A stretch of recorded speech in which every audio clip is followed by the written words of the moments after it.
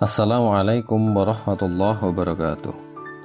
Abang, kakak, ayah, bunda yang saya cintai karena Allah, Alhamdulillah hari ini Allah masih memberikan kita nikmat yang paling berharga, yaitu nikmat kehidupan. Kita masih bisa bernafas, melihat, merasakan, dan bertaubat. Tapi di balik nikmat itu ada amanah besar, yaitu menjaga kehidupan bukan hanya untuk diri sendiri, tapi juga untuk sesama. Hari ini, mari kita renungkan satu ayat yang sangat kuat dan dalam maknanya. Allah berfirman dalam Quran surat Al-Maidah ayat 32 yang artinya, barang siapa yang membunuh seseorang, bukan karena orang itu membunuh orang lain, atau bukan karena berbuat kerusakan di bumi, maka seakan-akan dia telah membunuh semua manusia. Dan barang siapa yang memelihara kehidupan seorang manusia, maka seakan-akan dia telah memelihara kehidupan semua manusia. Subhanallah, ayat ini bukan sekedar hukum, tapi cermin dari betapa agungnya Islam memuliakan nyawa manusia. Abang, kakak, ayah, bunda, banyak orang di luar sana salah paham. Mereka pikir Islam itu kejam, identik dengan kekerasan, teror, bahkan pembunuhan. Tapi lihat sendiri apa kata Allah dalam ayat tadi. Membunuh satu orang tanpa alasan yang benar saja, dosanya sama dengan membunuh seluruh manusia. Kenapa bisa begitu besar dosanya? Karena setiap manusia adalah ciptaan Allah yang mulia. Dalam tubuhnya ada potensi ibadah, amal soleh, dan kebaikan.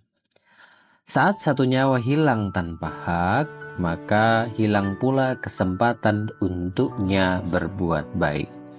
Itulah sebabnya dalam Islam nyawa itu suci, tidak boleh dilukai apalagi dihilangkan, kecuali melalui hukum yang adil. Bahkan saat perang pun Rasulullah SAW melarang membunuh anak-anak, wanita, orang tua, bahkan melarang menebang pohon tanpa alasan. Ini menunjukkan bahwa Islam bukan hanya menjaga nyawa, tapi juga menjaga martabat manusia. Abang, kakak, ayah, bunda yang dirahmati Allah, mungkin kita merasa, saya tidak pernah membunuh siapa-siapa. Tapi perlu kita tahu bahwa membunuh itu bukan hanya soal senjata dan darah. Hari ini banyak orang membunuh karakter saudaranya dengan fitnah, ghibah, dan adu domba. Berapa banyak orang yang kehilangan pekerjaannya karena fitnah? Berapa rumah tangga yang hancur karena berita bohong? Itu pun bagian dari membunuh secara sosial dan psikologis. Hati-hati, lisan kita bisa lebih tajam dari pedang. Maka Islam mengajarkan kita menjaga ucapan, karena ucapan bisa menghancurkan atau menyelamatkan hidup seseorang. Sebaliknya, Allah juga mengatakan, barang siapa yang memelihara kehidupan seseorang, maka seolah-olah dia telah memelihara kehidupan seluruh manusia. Ini luar biasa.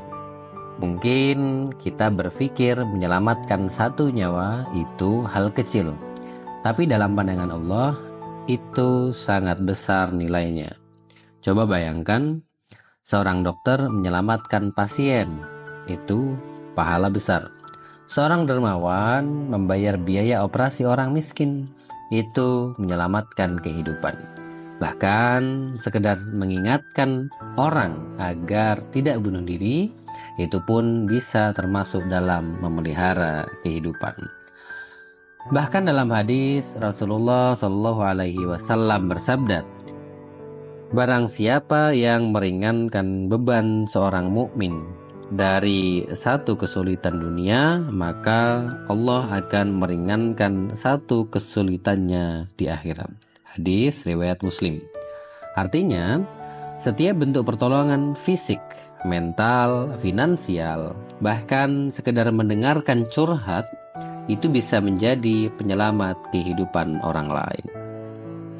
Abang, kakak, ayah, bunda yang dirahmati Allah, di zaman sekarang kita harus tegas mengatakan bahwa Islam tidak pernah mengajarkan kekerasan tanpa sebab.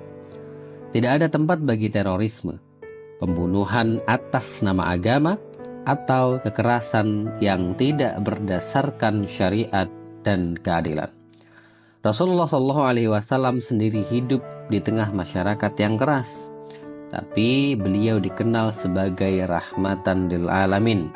Dalam perjanjian Hudaybiyah, beliau memilih berdamai walau secara kasat mata merugikan umat Islam, karena beliau lebih mengutamakan jiwa dan kedamaian.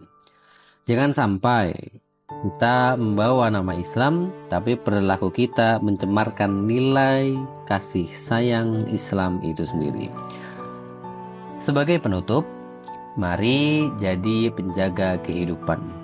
Abang, kakak, ayah, bunda yang saya cintai, di dunia yang penuh kekacauan ini, kita dituntut untuk menjadi pribadi-pribadi yang menyebarkan kehidupan, bukan kematian.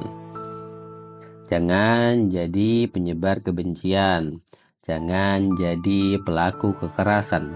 Jadilah pelindung, penolong, penyelamat.